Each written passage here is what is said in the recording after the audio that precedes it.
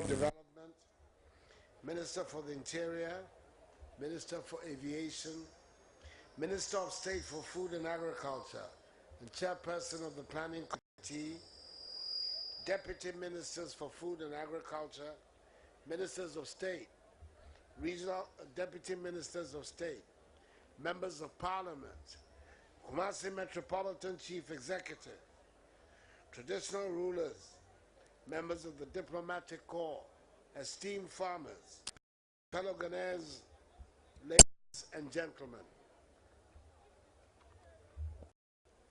As the saying goes, if you ate today, thank a farmer. So we know we have to thank farmers every day. But the first Friday of December is put aside to celebrate our farmers. Say a special thank you for feeding us every day. I'm glad to be here and be part of the recognition that we give to all our farmers, all the participants along the agricultural value chain. Chairperson, I'd like to reiterate the government's appreciation and thank the Asantehene, Otumfuo Setutu II, for accepting to host the Farmers' Day celebration in the midst of the preparations for the final funeral rites of his beloved mother, that most excellent Asantehema, Nanefia Sewa Kubiampe, who deserves the finest of funerals. Otumfuo Asantehene, we're grateful. Chairperson, the theme for this year's celebration, Farming for Food and Jobs, is clearly inspired by government's vision to transform and modernize agriculture, and is anchored in the flagship initiative dubbed Planting for Food and Jobs, which I launched earlier this year at Goso in the Brong Ahafo region. I'm glad that the program has caught the public attention and imagination, and we all buy into the potential of agriculture as a source of wealth and jobs. Ours is a blessed land, and we have all the ingredients, not only to feed ourselves, but also to generate jobs and create wealth and prosperity through the modernization of and the change in attitude towards agriculture. We were in danger of allowing agriculture to fall into the doldrums and finding excuses for why this was happening.